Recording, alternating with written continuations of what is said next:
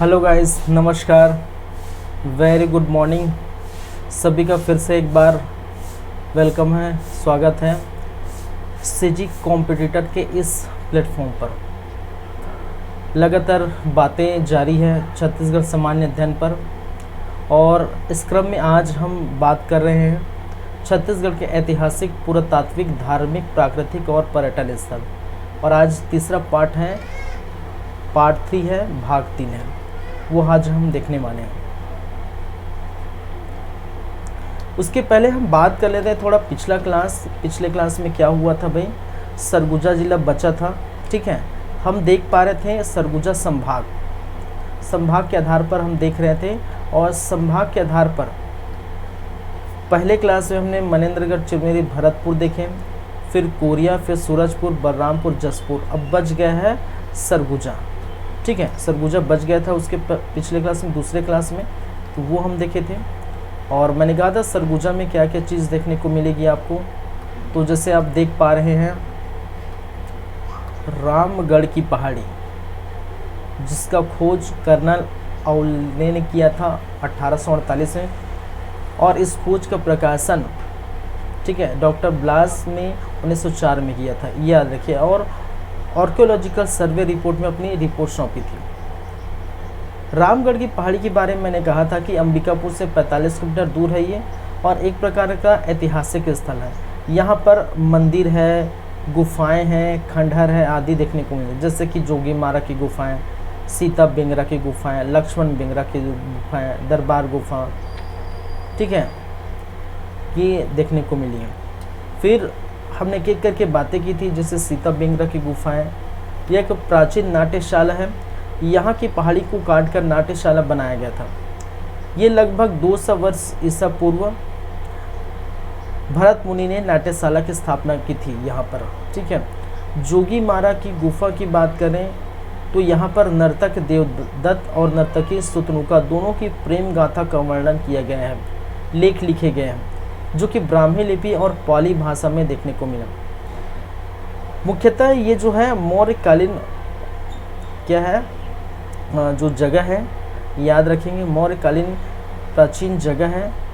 महाकवि कालिदास भी यहाँ ठहरे थे, आए थे, और कहा जाता है कि यहाँ पर अपनी रचना मेघदूत यहीं पर लिखे, और इन्होंने इस स्थान को स्वर्ग का द्वार कहा है, स्वर्ग का द्वार की संज्ञा दी है, तो ये याद रखेंगे। तीसरी बात मैंने बात की थी हाथी खो या हाथीपुर।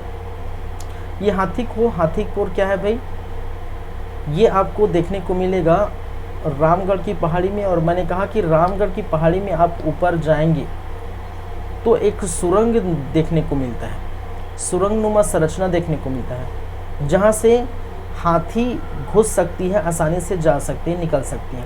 इसी कारण इसका नाम हाथी खोल पड़ गया।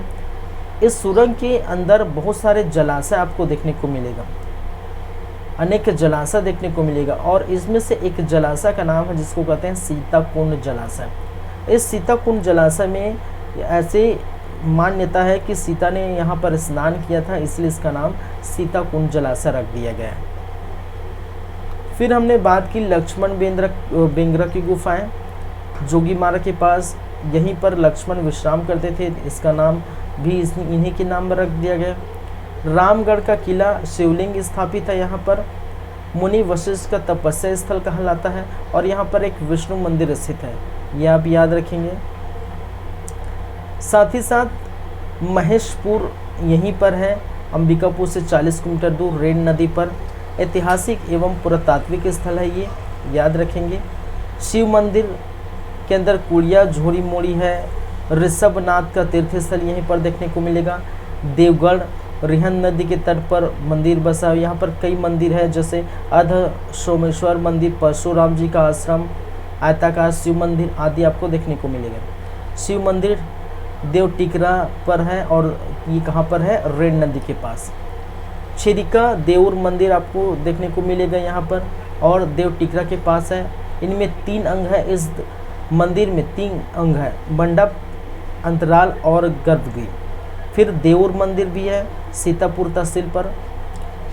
सतमाला मंदिर आपको देखने को मिलेगा। तकिया मजार आपको देखने को मिलेगा।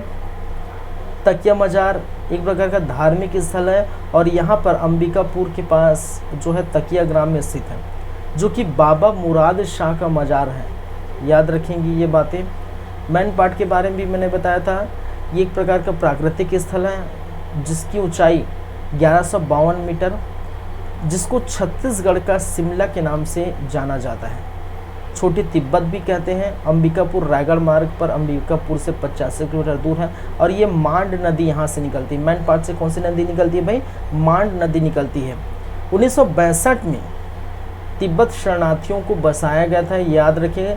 यहाँ पर सरभंगा जलप्रपात, मांड नदी पर टाइगर पॉइंट जलप्रपात यहीं पर है। तो इस प्रकार से हमने सरगुजा जिले और सरगुजा संभाग पूरी तरह से हम क्या कर चुके हैं, पूरी तरह से फिनिश कर चुके हैं, ख़त्म कर चुके हैं। अब जैसा कि मैंने कहा कि हम बात करेंगे रायपुर जिले की, सॉरी रायपुर संभाग। किस संभाग की बात करेंगे? हम दूसरे नंबर पर चलेंगे तो वो कौन होगा? वो है रायपुर संभाग।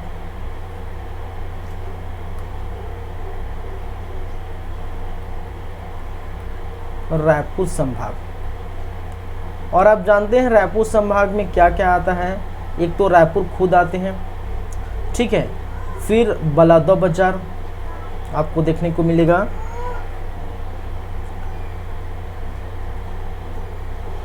रायपुर है, बलौदा बाजार है,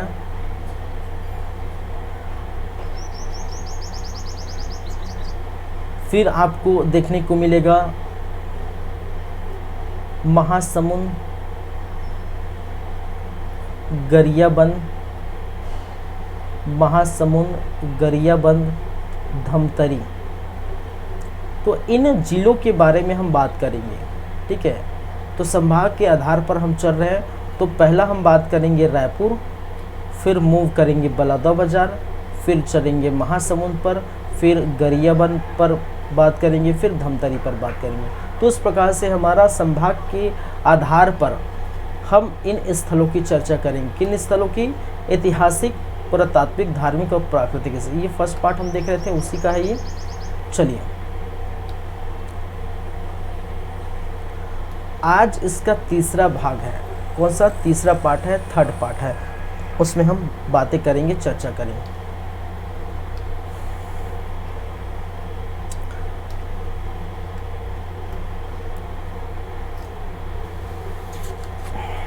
चलिए,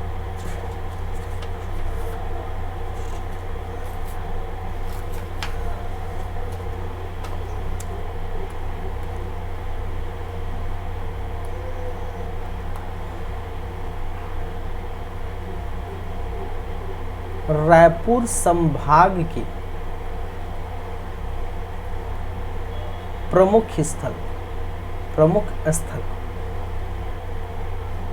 और जैसे कि मैंने कहा, देख रहे हैं हमारा टॉपिक क्या है। प्रमुख स्थल में ये ऐतिहासिक स्थल रहेगा, पुरातात्विक, धार्मिक, प्राकृतिक और पर्यटन स्थल, ये सारे जो है प्रमुख स्थल रहेंगे। ठीक है, स्टार्ट करते हैं।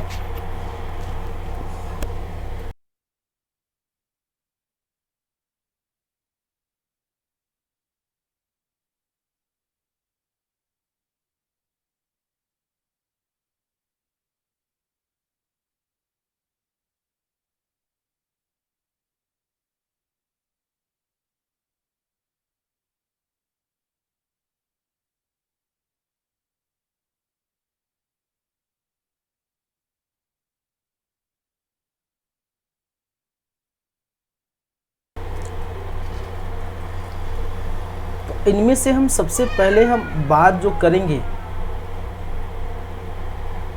वो रायपुर जिला की बात करेंगे सर्वप्रथम। फिर दूसरे नंबर पर हम चलेंगे बलौदा बाजार,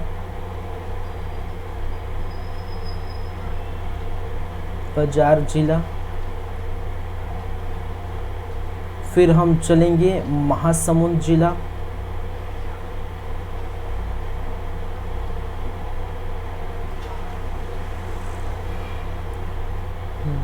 गरियाबंद जिला,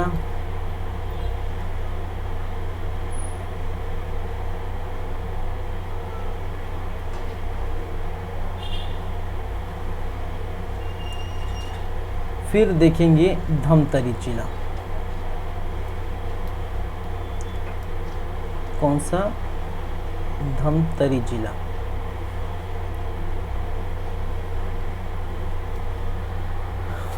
चलिए, तो ये है हमारा इंडेक्स जो हम पढ़ने वाले हैं। और सबसे पहले हम बात करेंगे रायपुर जिला की।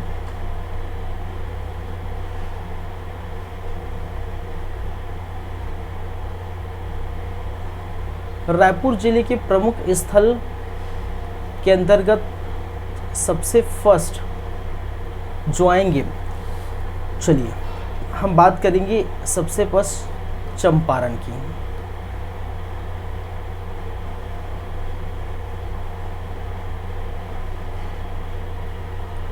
चलिए, चंपारण के बारे में आप याद रखेंगे, ये जो चंपारण है ये किस लिए फेमस है, किस लिए जाना जाता है? ये जाना जाता है वल्लभाचार्य के जन्म स्थल पर, ठीक है, जो शुद्ध द्वैतावाद के प्रवर्तक माने जाते हैं वल्लभाचार्य।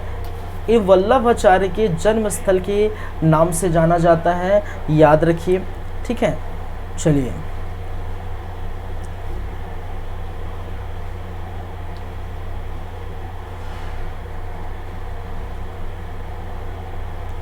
तो लिख सकते हैं शुद्ध द्वैतावाद, ठीक है, शुद्ध द्वैतवाद के प्रवर्तक महाप्रभु वल्लभाचार्य का जन्मस्थल। महाप्रभु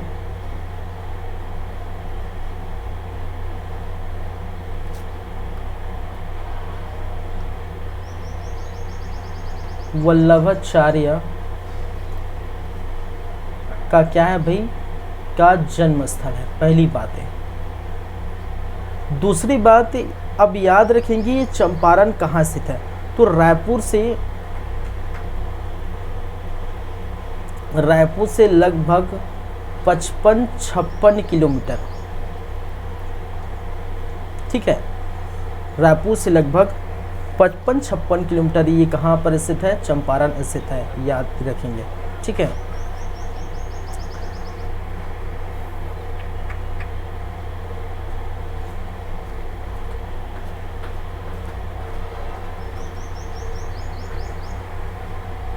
याद रखेंगे प्रतिवर्ष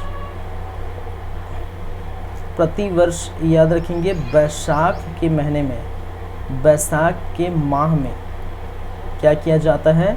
संत वल्लभाचार्य महोत्सव मनाया जाता है, याद रखेंगे, संत वल्लभाचार्य महोत्सव मनाते हैं, याद रखेंगे, महोत्सव मनाया जाता है।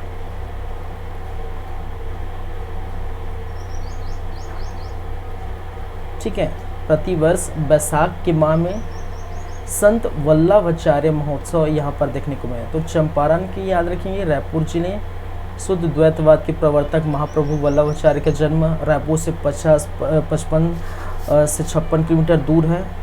चलिए,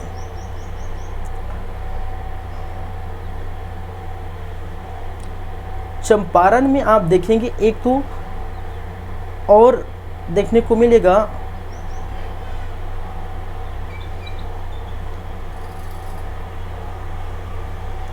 चंपकेश्वर महादेव का मंदिर। चंपारण में चंपकेश्वर महादेव का मंदिर, महादेव का मंदिर यहीं पर स्थित है।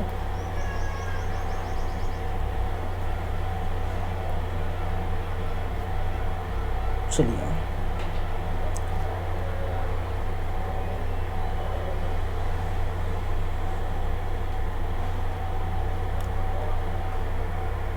चंपकेश्वर महादेव मंदिर है, महादेव मंदिर स्थित है, याद रखेंगे। साथ ही साथ प्रतिवर्ष माघ पूर्णिमा में यहाँ मेला होता है, याद रखेंगे, प्रतिवर्ष माघ पूर्णिमा में क्या होता है भाई? मेला लगता है, मेला लगता है। चलिए, दिख रहा है आपको, सारी बातें। चंपारण के बाद हम बात करेंगे दूसरे नंबर पर, जिसको हम कहते हैं आरंग। आरंग स्थल जिसको हम मंदिरों का नगरी बोल सकते हैं, ठीक है। इसको हम क्या कहते हैं भाई, मंदिरों का नगर। मंदिरों का नगर, यहाँ बहुत सारे मंदिर आपको देखने को मिल जाएगा, ठीक है। जैसे छत्तीसगढ़ का शिमला कहा जाता है, तो उसी प्रकार मंदिरों का नगर किसको कहा जाता है, ठीक है। चौराहों का शहर किसको कहा जाता है, तो आप पढ़ते हैं जगदलपुर। तो इस प्रकार से मंदिरों का नगर किसको कहा जाता है भाई, आरंग को कहा जाता है, ठीक है।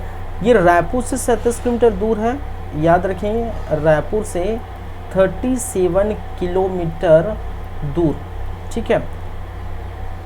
चलिए, यहाँ पर ये जो मंदिर है, यहाँ पर जैन तथा हिंदू मंदिर आपको देखने को मिलेगा। बहुत सारे जैन और हिंदू मंदिर आपको देखने को मिले, जैसे कि यहाँ पर भांडल देव मंदिर एक आपको देखने को मिलेगा। क्या है, भांड देउल मंदिर। इस आरंग में एक मंदिर है जिसको हम कहते हैं भांड देउल मंदिर, ठीक है। ये एक प्रकार का जैन मंदिर है। एक क्या है, जैन मंदिर है, जिसका निर्माण 12वीं शताब्दी में हुआ था। कब हुआ था, 12वीं शताब्दी में। भांड देउल मंदिर जिसका निर्माण 12वीं शताब्दी में हुआ था, याद रखें। फिर वहीं आरंग में ही एक और मंदिर है जिसको हम कहते हैं बागेश्वर बाबा का मंदिर। बागेश्वर बाबा का मंदिर,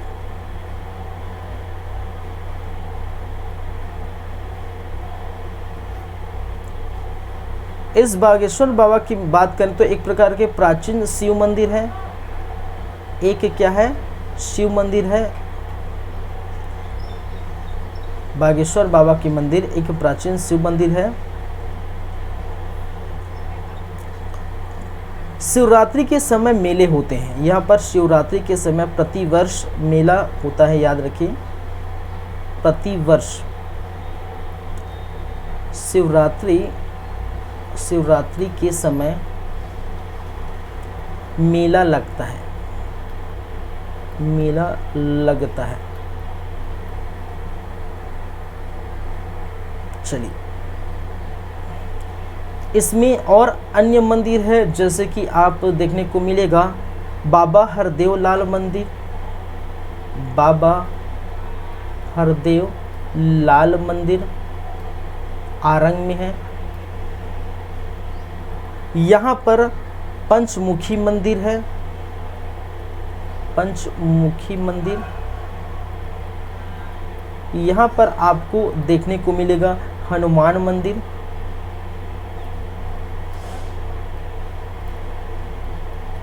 यहाँ पर देखने को मिलेगा पंचमुखी महादेव मंदिर, पंचमुखी महादेव मंदिर।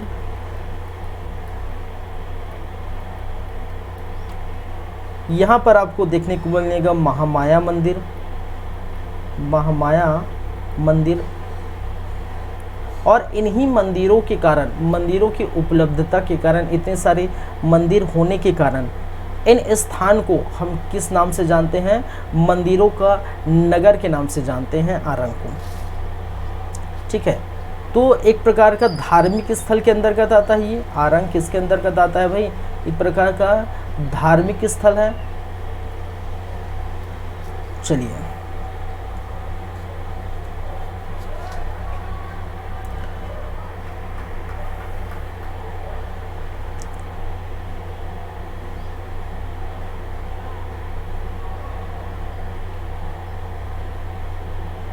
रायपुर में और बहुत सारे स्थल है, जैसे कि 1 2 हो गए चंपारण आरंग। 3rd नंबर में हम बोल सकते हैं किसकी चर्चा कर सकते हैं?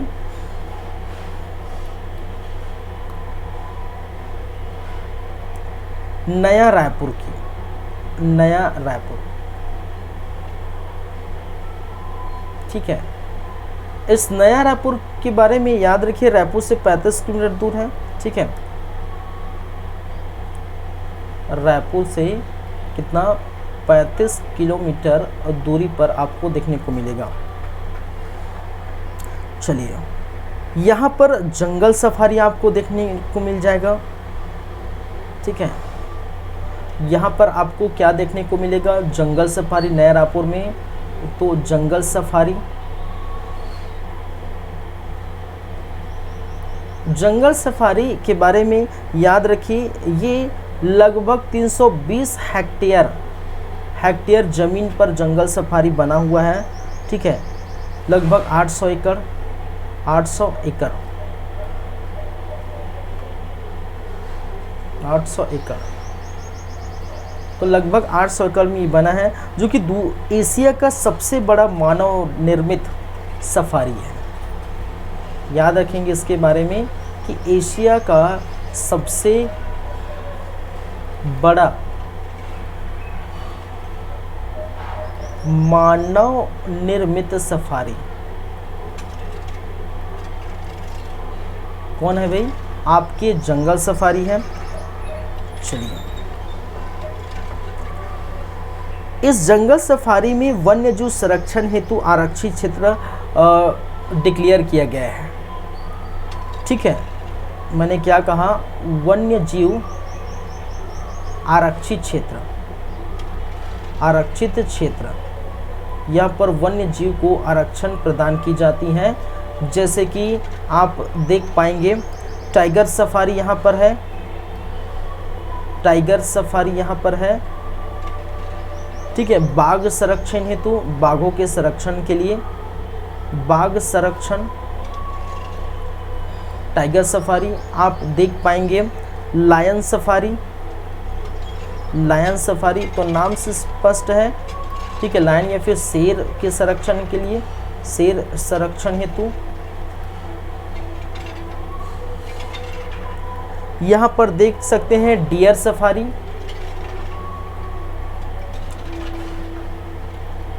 Dear safari. और किसके लिए भाई? भालू संरक्षण, भालू के लिए डियर सफारी। ठीक है, सॉरी, हिरन, हिरन के लिए डियर सफारी।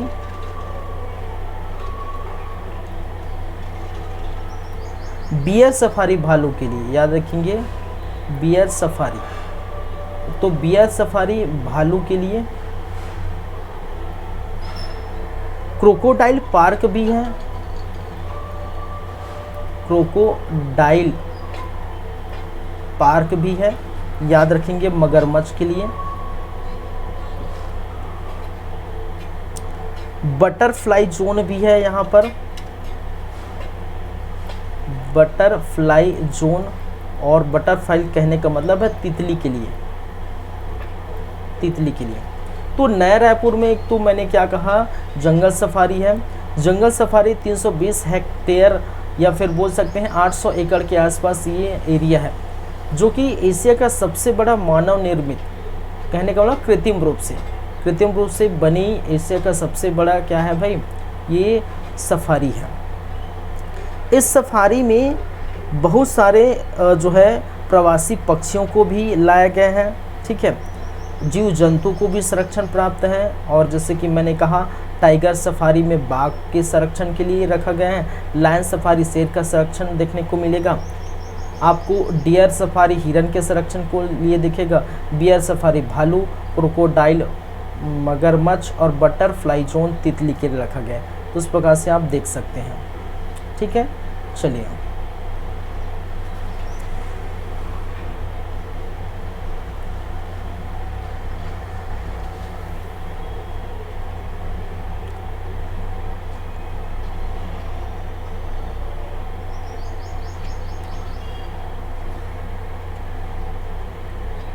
चंपारण, एक रायपुर में भी आपको देखने को मिलेगा कुछ कुछ यहाँ पर मैं चलता हूँ चौथे नंबर पर, यहाँ देख लेता हूँ पर्टिकुलर रायपुर। पर्टिकुलर रायपुर, रायपुर ही जो मेन सिटी है वहाँ पर क्या क्या है वो हम बात करेंगे। तो एक आपको देखने को मिलेगा महंत घासीदास संग्रहालय, महंत घासीदास संग्रहालय,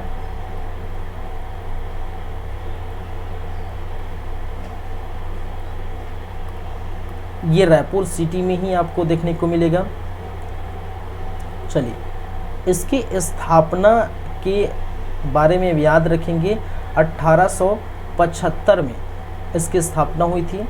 ठीक है, चलिए, स्थापना राजनांदगांव रियासत के राजा महंत घासीदास के नाम पर। ठीक है, किसके नाम पर? तो राजनांदगांव रियासत के राजा महंत घासीदास के नाम पर, महंत घासीदास के नाम पर क्या रखा गया है? ये संग्रहालय का नाम रखा गया है। चलिए, याद रखेंगे इस संग्रहालय में विभिन्न प्रकार की जो पुरातात्विक जो सामग्री देखने को मिलता है वो यहाँ पर रखे जाते हैं। ठीक है, तो आप जा सकते हैं, देख सकते हैं, विजिट कर सकते हैं महंत घासीदास संग्रहालय में। तो जितने भी हमारे छत्तीसगढ़ से रिलेटेड जो भी पुरातात्विक है, ठीक है, कहने का मतलब खुदाई से निकले जो सामग्री है, ठीक है, प्राचीन सामग्री है, वो वहाँ पर स्थित है, रखे गए हैं। ठीक है, तो अपनी संस्कृति को पहचान देने के लिए, इनको संरक्षित रखने के लिए महंत घासीदास संग्रहालय रायपुर में स्थित है, जो है रायपुर मेन सिटी में आपको देखने को मिलेगा। ठीक है, चलिए, तो घड़ी चौक के आसपास के क्षेत्र में आपको ये देखने को मिलेगा।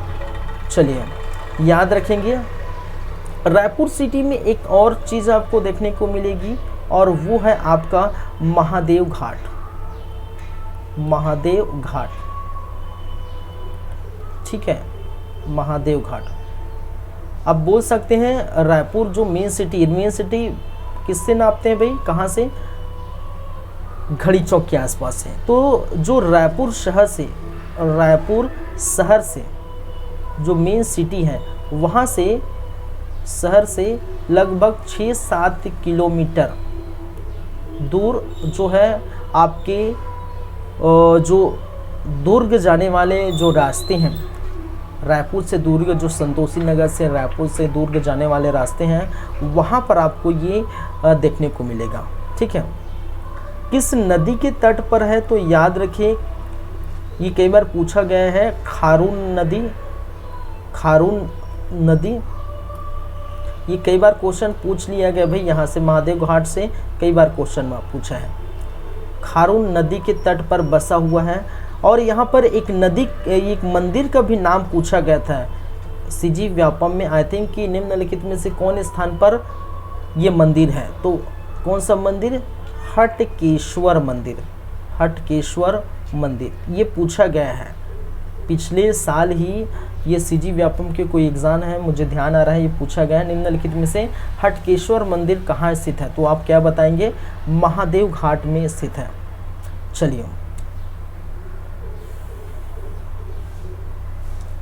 चलिए, कहा जाता है कि इसका जो निर्माण है, हटकेश्वर मंदिर है, इस हटकेश्वर मंदिर का जो निर्माण है वो कलचुरी काल में बना था। कलचुरी कालीन मंदिर है, ठीक है, कालीन मंदिर है, ठीक है। और कलचुरी काल में एक शासक हुआ करते थे और उस शासक का नाम है ब्रह्मदेव राय। ब्रह्मदेव राय। और ब्रह्मदेव राय, ठीक है, के शासन काल में एक व्यक्ति जिसका नाम है हाजी राम, और इस हाजी राम में इसका क्या किया था? निर्माण कराया था। इन्होंने ही इसका क्या किया था, निर्माण करा था, किसका, इस हटकेश्वर मंदिर का। ठीक है, निर्माण के संबंध में आप, मैंने क्या कहा याद रखेंगे कि इसका निर्माण किस काल में हुआ था भाई, कलचुरी काल में। ठीक है, और उस समय जो शासक थे ब्रह्मदेव राय थे, लेकिन वो व्यक्ति जिन्होंने इसका निर्माण कराया था तो कौन है, हाजीराम, याद रखेंगे। चलिए, प्रतिवर्ष यहाँ पर मेला होता है, ये याद रखेंगे, प्रतिवर्ष, प्रतिवर्ष कार्तिक पूर्णिमा के अवसर पर मेला होता है। कार्तिक पूर्णिमा के समय मेला लगता है, लगता है। चलिए, दो चीज आप याद रखेंगे, तो महंत घासीदास संग्रहालय हो गए, महादेव घाट हो गए, ये रायपुर के मेन सिटी में आपको देखने को मिलेगा। इसके अतिरिक्त और बहुत सारे हैं, जैसे आप जानते हैं, आपको देखने को मिलेगा बूढ़ा तालाब, बूढ़ा तालाब। ठीक है, आपको देखने को मिलेगा दूधाधारी मठ, दूधाधारी मठ। आपको देखने को मिलेगा स्वामी विवेकानंद सरोवर, स्वामी विवेकानंद सरोवर आदि रायपुर सिटी में ही आपको देखने को मिलेगा। ठीक है, चलिए, नालंदा परिसर भी है, आप ऐड कर सकते हैं, नालंदा परिसर। और नालंदा परिसर के बारे में आप भली भांति परिचित हैं, यहाँ लोग आते हैं, पढ़ाई करते हैं। ठीक है, आप जिसकी तैयारी कर रहे हैं CGPSC CG व्यापम, उसके लिए बहुत ही अच्छा जगह है, बोल सकते हैं, अच्छा इन्वायरमेंट है। ठीक है, वहाँ आप जाके पढ़ सकते हैं, 24 घंटा आपके लिए खुला रहेगा। वहाँ पर लाइब्रेरी है, किताबें हैं। ठीक है, वहाँ पर आपको न्यूज़पेपर भी आपको मिलेगा। ठीक है, तो इस प्रकार से आप देख सकते हैं जो NIT मार्ग में, NIT रोड बोल सकते हैं, रविशंकर विश्वविद्यालय मार्ग में। ठीक है, आप घड़ी चौक से निकलेंगे और रविशंकर विश्वविद्यालय के मार्ग में आप देखेंगे। ठीक है, लगभग अगर घड़ी चौक से बोल सकते हैं तो 3 किलोमीटर के आसपास, 3 से 4 किलोमीटर वो आपको देखने को मिलेगा राइट साइड में। ठीक है, तो ये नालंदा परिसर, तो नालंदा परिसर है, स्वामी विवेकानंद सरोवर है, दूधाधारी मठ है, बूढ़ा तालाब है, महादेव घाट है, महंत घासीदास संग्रहालय है, विभिन्न रायपुर में ही आपको देखने को मिल जाएगा। ठीक है, तो इतना ही है। रायपुर में कोई झील वगैरह तो है ही नहीं। ठीक है, कोई है नहीं तो हम उसको कैसे बताएं। चलिए, तो रायपुर में आप देख सकते हैं चंपारण है, आरंग है, नया रायपुर है।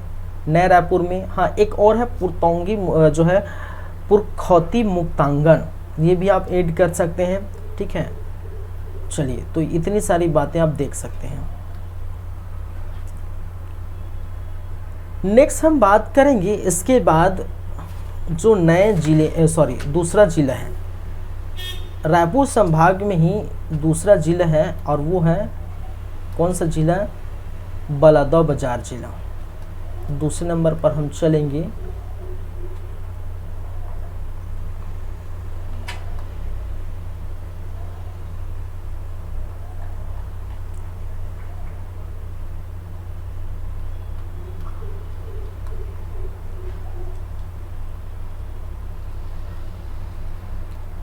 बलौदाबाजार जिला।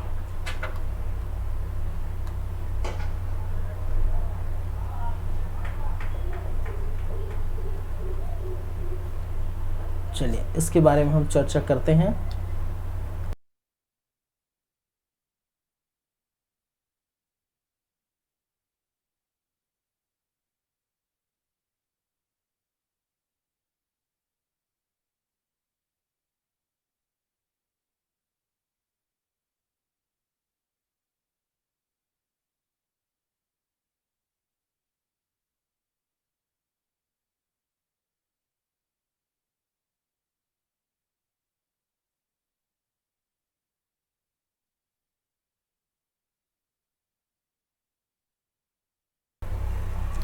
चलिए, इस बलौदाबाजार जिले में सबसे प्रथम आपको हम बात करेंगे, एक है गिरौदपुरी।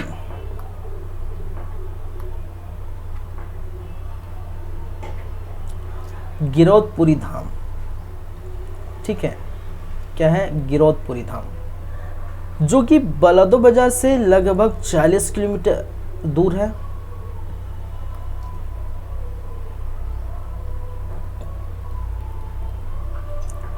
बलौदाबाजार जो मेन सिटी है 40 से 45 किलोमीटर दूर है।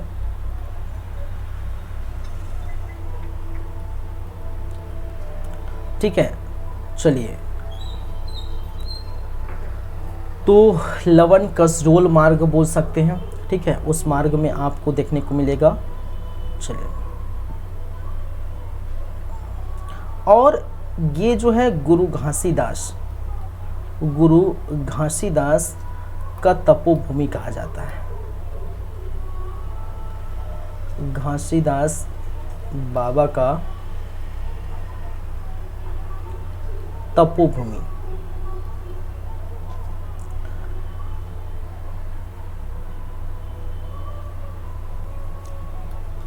यहाँ पर विभिन्न गिरौदपुरी धाम में विभिन्न स्थल आप देख पाएंगे। जैसे विभिन्न स्थल में आपको नजर आएगा, ठीक है, इसमें जैतखाम बने होंगे, ठीक है, ये बहुत बड़ा जैतखाम का निर्माण किया गया है। इस जैतखाम की बात करें तो ये इसकी तुलना कुतुब मीनार से की जाती है, ठीक है, क्योंकि इसकी जो ऊंचाई है वो लगभग 77 मीटर के आसपास है। याद रखेंगे, वहीं पर जो कुतुब मीनार की ऊंचाई है, कुतुब मीनार की ऊंचाई लगभग ये कितना है भाई? 72.5 मीटर। कुतुब मीनार की ऊंचाई कितनी है? 72.5 मीटर है, ठीक है, और ये 77 मीटर के आसपास है। तो बोल सकते हैं 5 मीटर एक्स्ट्रा है, 5-5.5 मीटर जो है एक्स्ट्रा आपको देख सकते हैं। तो ये कुतुब मीनार से इनकी तुलना की जाती है, पहली बात। चलिए, याद रखेंगे इसके निर्माण के संबंध में, तो 2007 से स्टार्ट हुआ था और बना तो 2012 में। 7 से 12 के मध्य ये इस जैतखाम का निर्माण देखने को मिला था, याद रखेंगे, ठीक है। चलिए, यहाँ पर सीढ़ियाँ भी हैं, यहाँ पर लिफ्ट भी लगे हैं, ठीक है, और लागत लगा था इसका, इनको बनाने के लिए लागत आपको देखने को मिलेगा। लागत लगा था कितना? 51.43 करोड़ का लागत आपको देखने को मिला है, ठीक है। तो दोनों तरफ, चारों तरफ आपको सीढ़ी और बीच में लिफ्ट, ये बहुत अच्छा नज़ारा है, आप देख पाएंगे, जाएंगे तो फिर आपको देखने को मिलेगा, ठीक है। सतनामी समाज के लोगों का सबसे बड़ा आस्था के केंद्र बोल सकते हैं।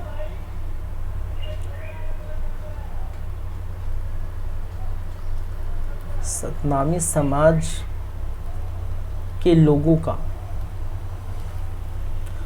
के आस्था का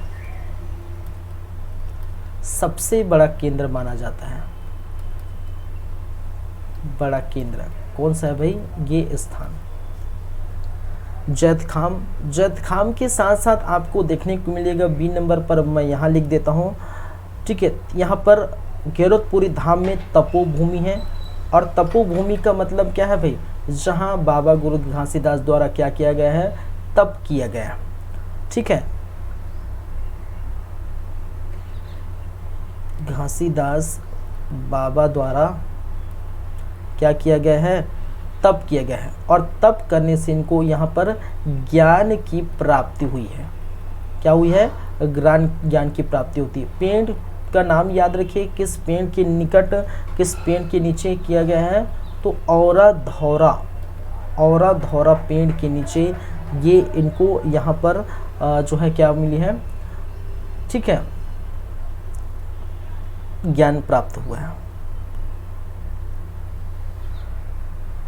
ये गिरौदपुरी धाम में आप एक और ऐड कर सकते हैं यहाँ पर, ठीक है। फाल्गुन के समय क्या होता है, 3 दिवसीय मेला होता है, 3 दिवसीय मेला होता है, ठीक है। तो जो होली आता है, होली के आसपास, होली के पहले या होली के बाद जो है लगभग वो 3 दिवसीय मेला आपको देखने को मिलेगा, ठीक है। आप जाके शिरकत कीजिए, बहुत भीड़ रहता है, याद रखेंगे 3 दिवसीय मेला। और वहाँ पर बहुत सारी जो सतनामी समाज के भाइयों लोगों द्वारा, वहाँ की संस्थाओं द्वारा फ्री ऑफ कॉस्ट में आपको भोजन की व्यवस्था दी जाती है, तो ये भी आप जाके देख सकते हैं वहाँ पर, ठीक है। तो गिरौदपुरी धाम में आपको देखने को मिल जाएगा जैतखाम, आपको देखने को मिल जाएगा तपोभूमि, फिर साथ ही साथ आपको देखने को मिल जाएगा क्या भाई, छाता पहाड़। क्या है,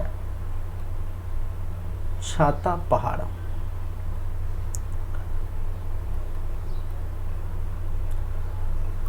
छाता पहाड़ याद रखेंगे, ठीक है। तपोभूमि से 8 किलोमीटर है, तपोभूमि से लगभग 8 किलोमीटर है। चलिए, और कहा जाता है कि इस स्थान में गुरु घासीदास ने 6 महीने की समाधि ली थी।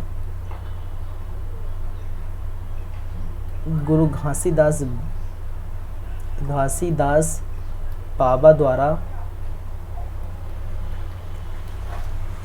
6 माह की क्या मिली थी, समाधि ली थी, ठीक है। कहाँ पर, इसी छाता पहाड़ में। साथ ही साथ यहाँ पर आपको और चीज देखने को मिल जाएगा, जैसे गुरु निवास। आप इससे क्या समझते हैं, गुरु निवास तो गुरु का ठहरने का स्थान है। गुरु निवास कहने का मतलब क्या है, गुरु घासीदास के ठहरने का स्थान है, ठीक है। यहाँ पर गद्दी बनी हुई है, गुरु घासीदास के निवास गृह, और यहाँ पर, ठीक है, ये लगभग 60 वर्ष प्राचीन स्थल है। कहा जाता है 60 वर्ष प्राचीन स्थल आपको देखने को मिलेगा। याद रखेंगे गुरु निवास के बारे में, गुरु की गद्दी बनी हुई है यहाँ पर, गुरु की क्या है, गद्दी बनी हुई है, ठीक है। साथ ही साथ आपको देखने को मिलेगा सफुरा मठ।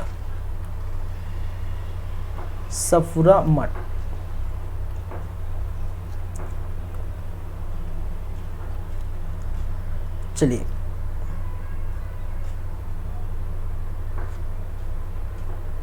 यहाँ पर सफुरा जी का मठ है, जी का क्या है, मठ है, ठीक है। चलिए, गुरु घासीदास की पत्नी का नाम था भाई सफुरा माता, और सफुरा माता जी का मठ कहाँ पर है, सफुरा मठ के नाम से आपके जाना जाता है, ठीक है। तो उनके जन्मस्थली से कुछ ही दूर एक जलाशय स्थित है, वही जलाशय के पास एक मठ है जिसको हम कहते हैं सफुरा मठ। चलिए,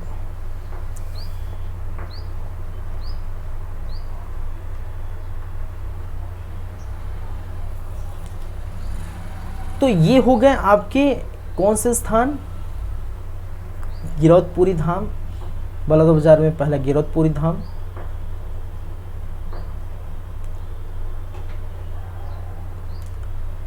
इसको मैं कलर चेंज कर देता हूँ भाई, समझ में नहीं आएगा, फिर एक ही में मिक्स हो जाएगा।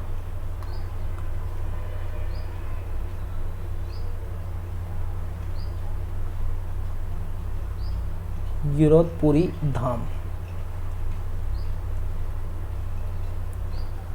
चलिए, फिर दूसरे नंबर पर हम बात करें इसी सतनामी समाज से जुड़े कुछ अन्य, दूसरे नंबर पर आपको देखने को मिलेगा, एक है भंडारपुरी।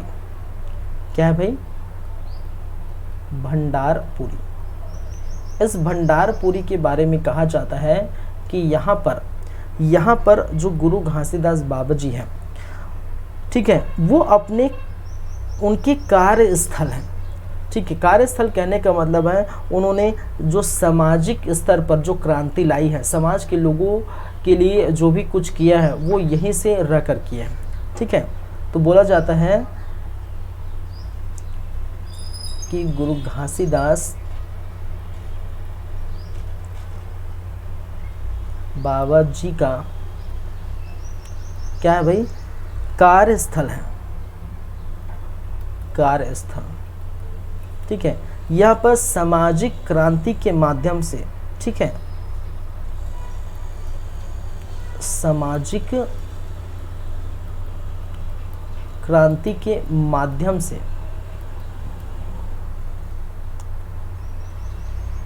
सतनामी संप्रदाय का प्रचार प्रसार किया है। सतनामी संप्रदाय का क्या किया है, प्रचार प्रसार किया है।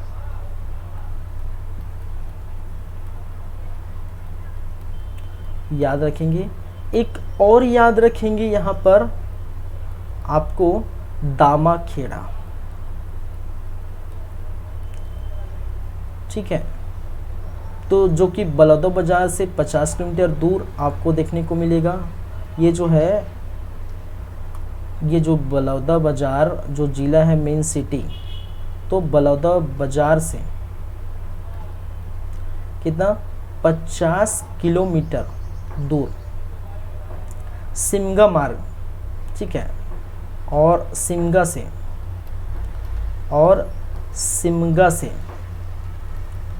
10 किलोमीटर, ठीक है। चलिए, किस नदी के किनारे बसा है, याद रखिए, कई बार क्वेश्चन पूछा गया है, ठीक है। बलमदेई नदी, सॉरी,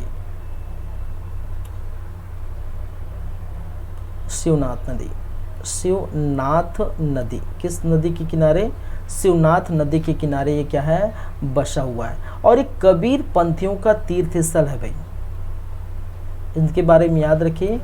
कबीर पंथियों का क्या है, तीर्थ स्थल है।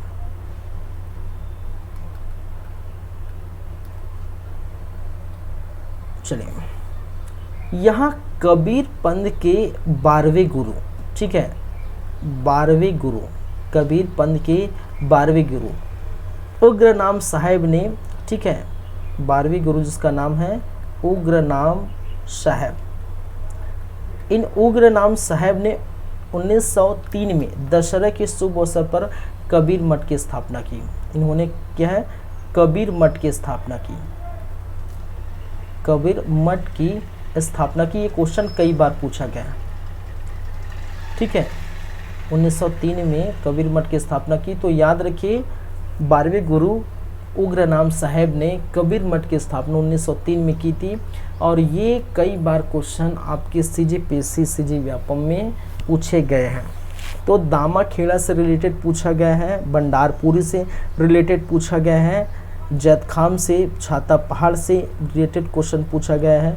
याद रखिए, यहाँ से क्वेश्चन आते ही हैं।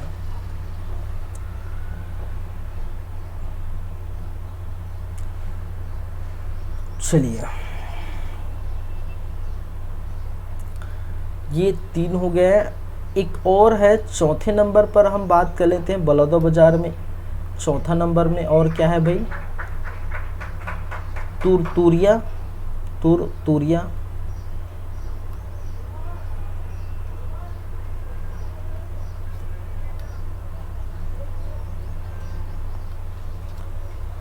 ये तुरतुरिया बलौदा बाजार से 50 किलोमीटर दूर है।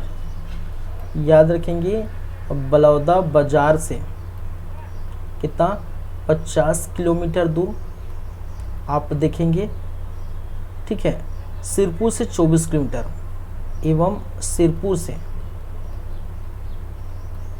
से कितना, 24 किलोमीटर ये तुरतुरिया देखने को मिलेगी। महर्षि वाल्मीकि पुण्य स्थली जो है स्थली है, ठीक है, या ये जो है महर्षि वाल्मीकि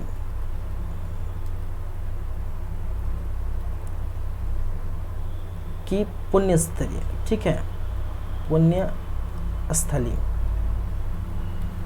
क्या है भाई? तुरतुरिया।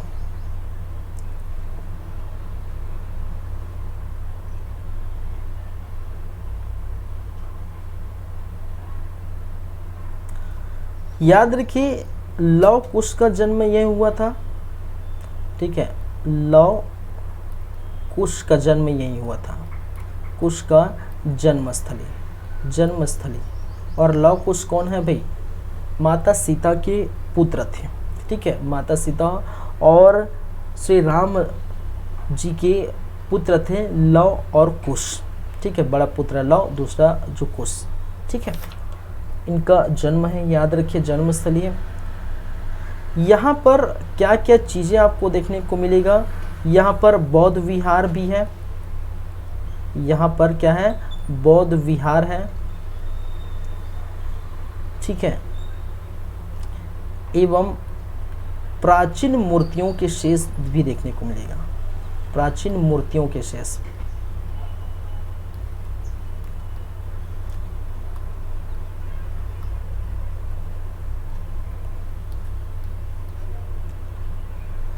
तुरतुरिया में जो है प्रतिवर्ष मेला लगता है, तो ये भी याद रखिए।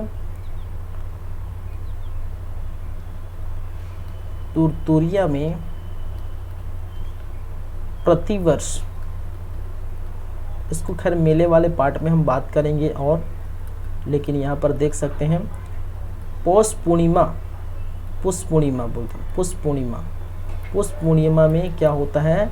मेला लगता है,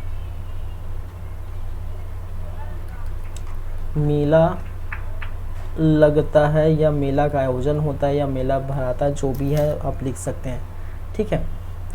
महर्षि वाल्मीकि का आश्रम भी है, यहाँ पर आप लिख सकते हैं महर्षि वाल्मीकि का आश्रम, वाल्मीकि का आश्रम यहीं पर है, याद रखेंगे।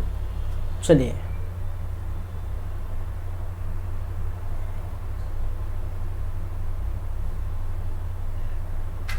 यहाँ पर अन्य अगर हम बात करें, अन्य स्थल,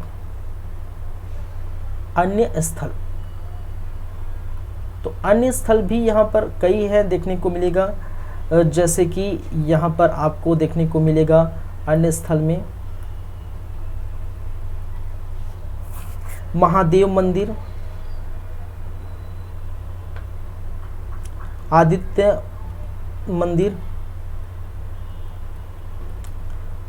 मंदिर भी है यहाँ पर।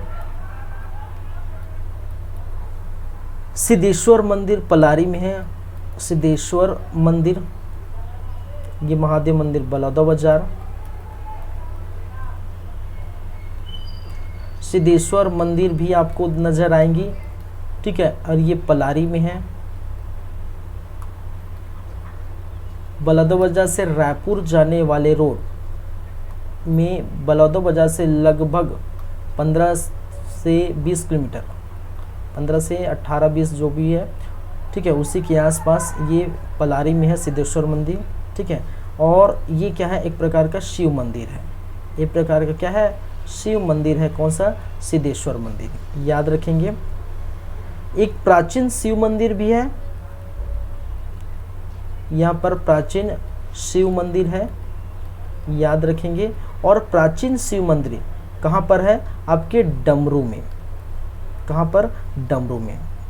और कहाँ पर है डमरू? सोनाडीह के आसपास, सोनाडीह के आसपास है डमरू। यहाँ पर एक प्राचीन शिव मंदिर है।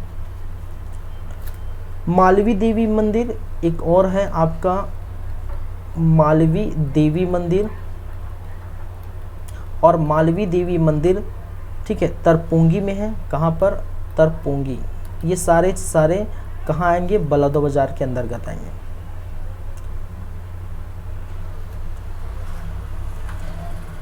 एक और आपको नजर आएगा चितावरी देवी मंदिर, चितावरी देवी मंदिर, और चेतावरी देवी मंदिर स्थित है आपके धोबनी में। कहाँ पर? धोबनी, ठीक है। और धोबनी दामाखेड़ा से के आसपास लगा है, दामाखेड़ा से लगभग 2-3 किलोमीटर दूर। कहाँ पर? धोबनी पर, ठीक है। चलिए,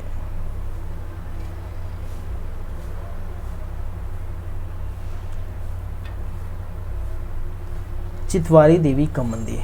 तो आदित्य मंदिर, सिद्धेश्वर मंदिर, प्राचीन शिव मंदिर डमरू में, मालवी देवी मंदिर तरपोंगी में, चितवारी देवी मंदिर धोबनी दावाखेड़ा के आसपास, ये सारे मंदिर आपको देखने को मिल जाएंगे। और ये सारे के सारे किनके हैं, कौन से हैं आसपास का भाई? ये पूरे के पूरे कहाँ के हैं? ये बलौदा बाजार। तो बलौदा बाजार में गिरौदपुरी धाम, छाता पहाड़ वगैरह, ये सारे भंडारपुरी, दामाखेड़ा ये हम देखे थे, तुरतुरिया देखें, ठीक है, ये सारे आप देख सकते हैं। चलिए, आगे की हम बात करेंगे, निम्न और स्थलों की, लेकिन उसके लिए थोड़ा समय है। हम बात करेंगे महासमुंद की, महासमुंद पर चलेंगे, लेकिन थोड़ा आपको रुकना पड़ेगा। कहने का मतलब 2 मिनट का ब्रेक है, 2 मिनट के ब्रेक के बाद वापस आते हैं, फिर कंटिन्यू करेंगे। चलिए।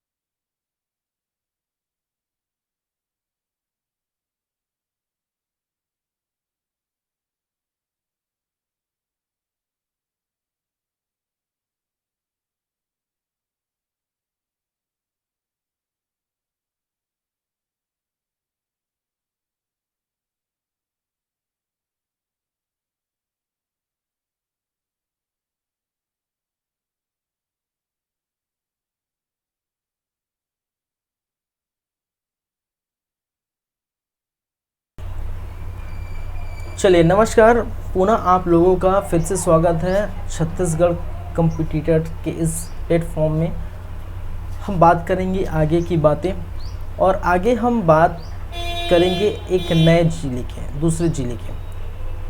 ठीक है, तो रायपुर जिले जो है संभाग में एक तो रायपुर जिला हो चुका है, बलौदाबाजार जिला हो चुका है, तीसरा हम देखेंगे महासमुंद जिला, फिर चौथा गरियाबंद और पांचवा धमतरी। और इस प्रकार से रायपुर संभाग के प्रमुख स्थल भी हो जाएंगे।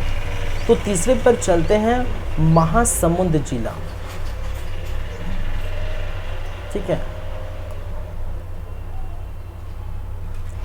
थर्ड हमारे पास है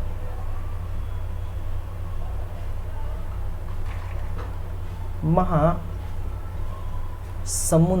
जिला।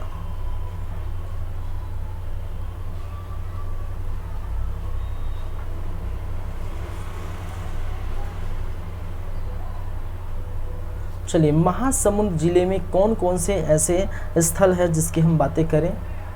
ठीक है, तो एक तो आप सबसे अच्छी तरीके से जानते हैं खल्लारी।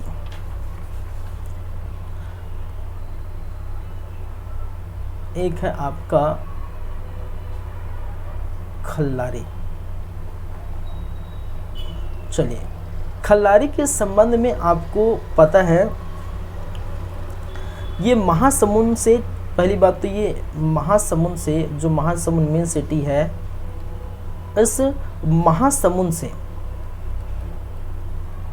25 किलोमीटर दूर आपको देखने को मिलेगा कौन सा खल्लारी। और एक प्रकार का ऐतिहासिक और धार्मिक स्थल है। यह ऐतिहासिक एवं क्या है, धार्मिक स्थल है, धार्मिक स्थल। और खल्लारी के बारे में आपको पता है कि यहाँ पर ये किससे जुड़ा हुआ है, कलचुरी शासन से जुड़ा है। यह कलचुरी शासन की राजधानी हुआ करती थी, कलचुरी शासकों की राजधानी थी, शासकों की क्या थी भाई, राजधानी थी। ठीक है, चलिए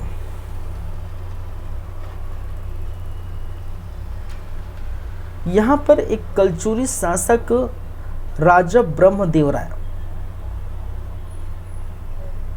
याद रखेंगे, कलचुरी शासक कौन था, राजा ब्रह्मदेव राय। इनके शासन काल में, ठीक है, 1415 ईस्वी के आसपास, इन्हीं के शासन काल में एक व्यक्ति जिसका नाम है देवपाल मोची, देवपाल मोची,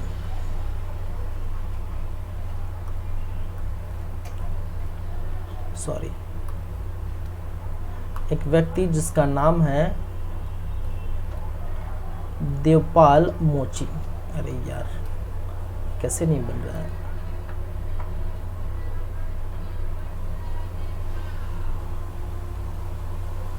इस देवपाल मोची द्वारा क्या कहा जाता है, इसी ब्रह्मदेव राय के शासन काल में, इनके क्या है, शासन काल में देवपाल मोची ने क्या किया था, यहाँ पर खल्लारी मातेश्वर मंदिर बना था, खल्लारी देवी की मंदिर का निर्माण किया था। किसका निर्माण किया था, खल्लारी देवी मंदिर का निर्माण, मंदिर का क्या किया था, निर्माण किया था। ठीक है, तो इनके संदर्भ में याद रखेंगे तो ये खल्लारी जो है कलचुरी शासनों के समय राजधानी हुआ करती थी। जैसे स्थानीय राजधानी कलचुरी की प्रारंभिक राजधानी आप देखें बहुत सा तो माड़ राजधानी बनाया था। ठीक है, फिर आपको देखने को मिलेगा रतनपुर राजधानी बना हुआ था, खल्लारी राजधानी, बाद में रायपुर भी राजधानी बनाया गया था। तो इस प्रकार से जो है कलचुरी शासनों की ये क्या हुआ करते थे, राजधानी हुआ करते थे। चलिए, तो खल्लारी माता की मंदिर देवपाल मोची द्वारा बनाया गया था राजा ब्रह्मदेव राय के समय, ये आप याद रखेंगे। साथ ही साथ इनकी अन्य बातें, जैसे यहाँ पर क्या स्थित है,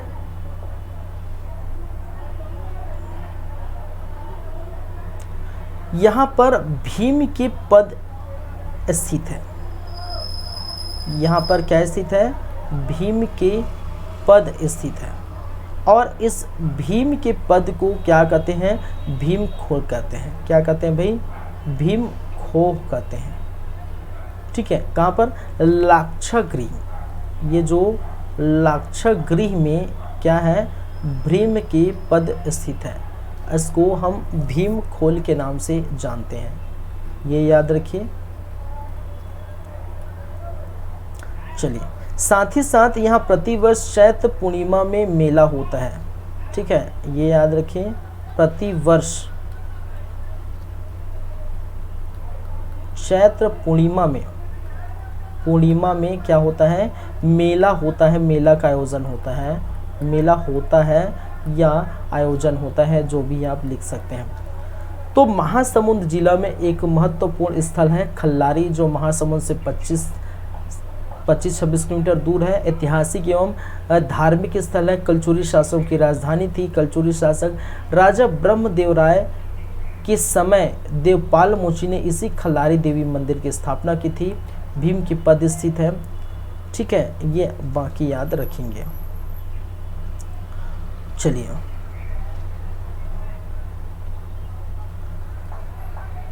ये पहला हो गया आपका खल्लारी। इसको भी मैं कलर चेंज कर देता हूं भाई।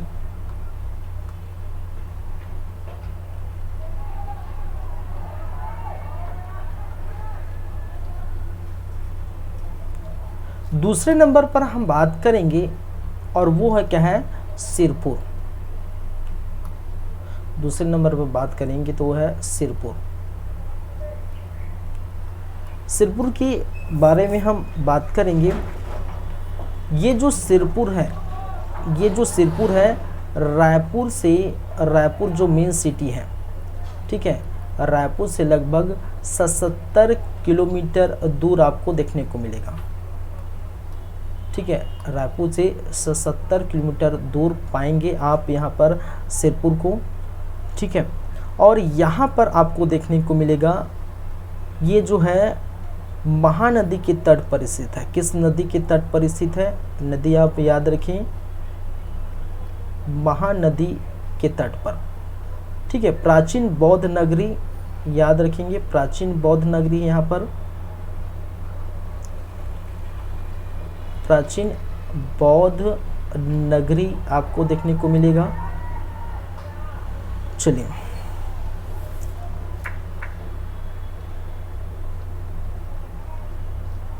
ये प्राचीन, इनके नाम तो आपको पता होगा। इसको हम क्या कहते हैं, इसको कहते हैं या श्रीपुर कहते हैं। ठीक है, श्रीपुर कहते हैं, कहते थे, मणिपुर कहते थे, मणिपुर कहते थे, चितांगनापुर कहते थे।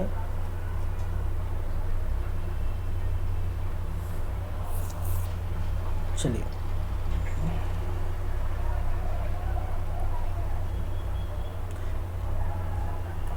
चित्रांगनापुर कहते थे, आदि नाम से ये जाने जाते हैं। याद रखिए, कहा जाता है कि महाभारत के अर्जुन के पुत्र बब्रुवाहन, ठीक है, क्या है, बब्रुवाहन, और जो कि अर्जुन की पुत्र है। ठीक है, अर्जुन के पुत्र बब्रुवाहन की क्या है, राजधानी है। क्या है भाई, और राजधानी किसको कहा जाता है, सिरपुर आपको देखने को मिलेगा। चलिए, बौद्ध ग्रंथ और दान सदन के अनुसार महात्मा बुद्ध यहाँ पर आए थे, याद रखेंगे, महात्मा बुद्ध, ठीक है, आए थे, ये भी याद रखेंगे। याद रखेंगे, चीनी यात्री ह्वेनसांग ने सिरपुर की यात्रा की है। चीनी यात्री ह्वेनसांग ने सिरपुर की यात्रा की है। सिरपुर की यात्रा की है। इनको भी आप याद रखें। चलिए, तो ये चीज़ याद रखेंगे। इसी के आसपास आपको सिरपुर में ही क्या क्या चीज़ें देखने को मिलेगा। एक तो लक्ष्मण मंदिर आपको देखने को मिलेगा, सिरपुर में ही आपको देखने को मिलेगा लक्ष्मण मंदिर। क्या है भाई, लक्ष्मण मंदिर कहाँ पर है, सिरपुर पर है। तो ये भी आप याद रखेंगे। चलिए, तो इनकी क्या क्या बातें हैं वो हम चलते हैं, ठीक है। तो ये सिरपुर के बारे में है और उन्हीं सिरपुर में ही लक्ष्मण मंदिर आपको देखने को मिला। और लक्ष्मण मंदिर के बारे में आपको पता है, इस लक्ष्मण मंदिर का जो निर्माण है, ठीक है, वो हर्षगुप्त की जो है मृत्यु के बाद उनकी पत्नी ने, ठीक है, 7वीं शताब्दी में इस मंदिर का निर्माण कराया था, जो कि कहाँ के थे, पांडुवंशी शासक थे, ठीक है। तो लिख सकते हैं पांडुवंशी शासक हर्षगुप्त की पत्नी इसका नाम है रानी वासटा। हर्षगुप्त की पत्नी जिसका नाम है रानी वासटा। रानी वासटा ने अपने पति के स्मृति में यह मंदिर बनवाया था। यह मंदिर क्या था, बनवाया था भाई, ये याद रखेंगे। जो कि एक मूलतः यह एक क्या है, यह एक मूलतः कौन सा, विष्णु मंदिर है। कौन सा मंदिर है, विष्णु मंदिर है। रानी वासटा ने क्या किया था, अपने पति की स्मृति में यह मंदिर बनाया था और पांडुवंशी शासक हर्षगुप्त की पत्नी थी। चलिए, याद रखेंगे।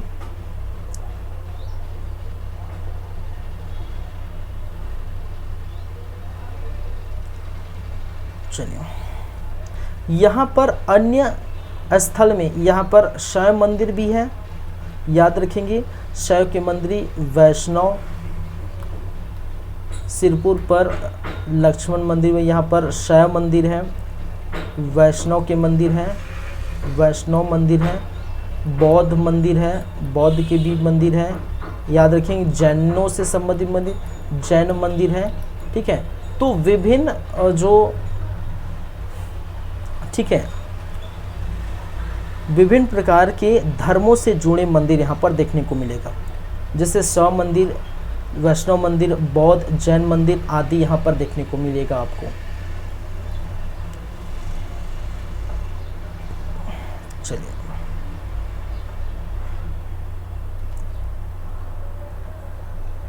यहाँ पर बौद्ध विहार है, बौद्ध विहार है, आप याद रखेंगे।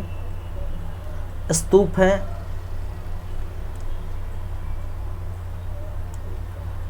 यहाँ पर बुद्ध की विशाल मूर्ति हैं, बुद्ध की विशाल मूर्ति है, ये याद रखेंगे। तो इस प्रकार के से लक्ष्मण मंदिर यहाँ पर आपको देखने को मिलेगा। साथ ही साथ यहाँ पर आपको देखने को मिलेगा क्या भाई, एक मिनट,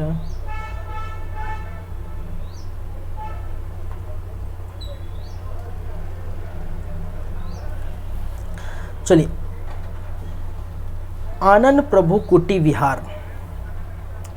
यहाँ पर आपको ए के बाद बी मैं लिख सकता हूँ, आनंद कुटी विहार आपको देखने को मिलेगा कहाँ पर। और आनंद कुटी विहार के बारे में याद रखिए, ठीक है। बौद्ध भिक्षु आनंद प्रभु द्वारा निर्माण किया गया था। निर्माण किसके द्वारा किया गया था, याद रखिए, बौद्ध भिक्षु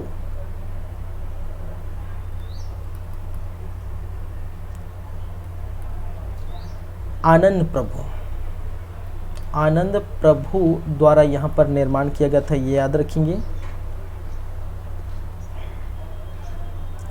एक और कहा जाता है कि हैंसोंग ने ठीक है यहाँ जब दौरा किया था, कहने का मतलब यहाँ पर यात्रा वृत्तांत के दौरान यहाँ पर आए थे, ठीक है। तो कहा गया था कि इनके अनुसार कि 100 संघराम थे, ठीक है। यहाँ कहा गया था कि 100 क्या थे, संघराम थे, ठीक है। घरनुमा संरचना जिसमें 1000, ठीक है, जिसमें कितना 10,000 बौद्ध भिक्षुक रहते हैं, बौद्ध भिक्षुक रहते हैं या फिर निवास करते हैं। तो मैंने कहा था कि हैंसोंग ने सिरपुर की यात्रा की थी और सिरपुर की यात्रा के दौरान बहुत सारे उन्होंने जो है विवरण दिए हैं, उल्लेख किए हैं, ठीक है। वहाँ के लोग कैसे हैं, ठीक है, वहाँ के मंदिरों के बारे में, स्तूपों के बारे में, विहारों के बारे में, अन्नकूटी विहार के बारे में, स्वास्तिक विहार के, सभी के बारे में याद है। हैंसोंग ने कहा था कि लगभग 1000 संघराम है, संघराम मतलब घरनुमा संरचना है, ठीक है। 1000 संघराम है जिसमें 10,000 बौद्ध भिक्षु यहाँ पर निवास करते हैं, ऐसा हैंसोंग के अनुसार कहे जाते हैं, ठीक है। चलिए, तो आनंद कुटी विहार, यहीं पर आपको देखने को मिलेगा स्वास्तिक विहार, स्वास्तिक विहार भी आपको यहाँ पर देखने को मिलेगा। चलिए,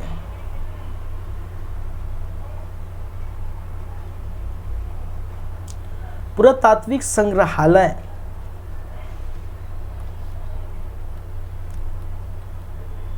पुरातात्विक संग्रहालय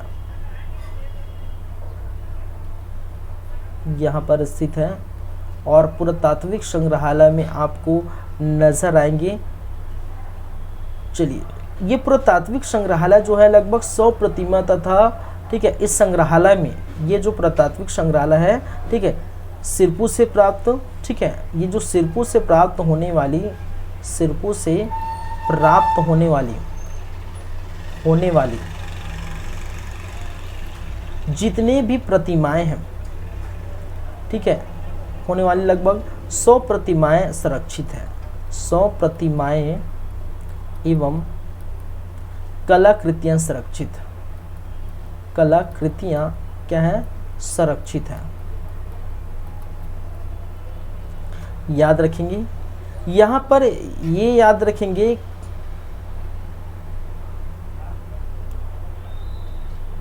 चलिए ये हो गया।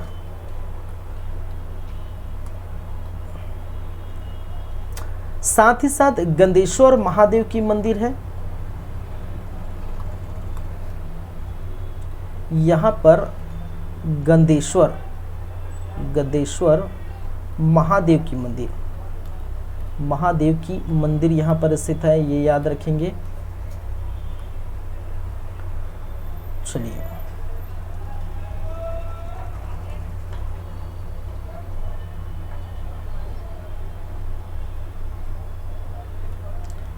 यहाँ पर विष्णु की मंदिर, भगवान विष्णु का मंदिर है। यहाँ पर आपको महिषासुर मर्दिनी देखने को मिलेगा और महिषासुर मर्दिनी, यहाँ पर बुद्ध और जैन की प्रतिमा देखने को मिलेगी, बुद्ध एवं जैन की प्रतिमा, जैन प्रतिमा। तो गंदेश्वर महादेव की मंदिर है। चलिए,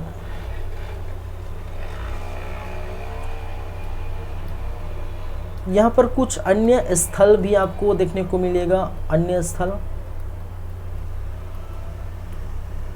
जैसे कि आप पाएंगे चंडी माता मंदिर,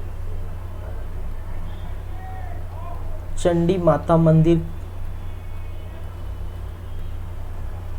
ठीक है। चूचापाली क्या है, गूचापाली, ठीक है, कहाँ पर, बागबाहरा, गूचापाली बागबाहरा में चंडी माता का मंदिर है। माँ रुद्रदेश्वरी मंदिर क्या है? माँ रुद्रेश्वरी मंदिर आपको नजर आएंगे। ये कहाँ पर है आपका?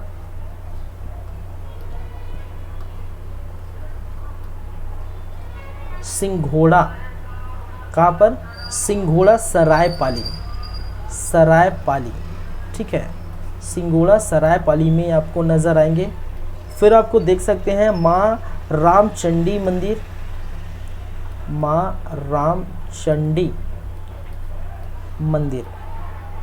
रामचंडी मंदिर कहाँ पर है? गढ़फुलझर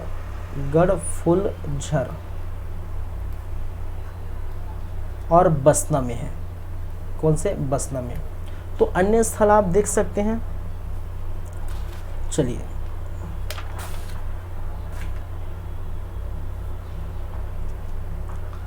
तो यहाँ पर आपको नजर आएंगी ये सारी बातें, ठीक है। तो ये महासमुंद जिला हो गया, ठीक है। तो हम देखें कौन कौन से जिला? रायपुर, बलौदाबाजार और 3rd नंबर में महासमुंद जिला। देखिए इस क्लास में अभी तक 6, 3, 9 जिले के बारे में हम देख चुके हैं। अभी पूरा 33 जिला देखना है, ठीक है। तो 3-4 क्लास और लगेंगे लगभग, इसके पूरे जिले पर हम चर्चा करेंगे।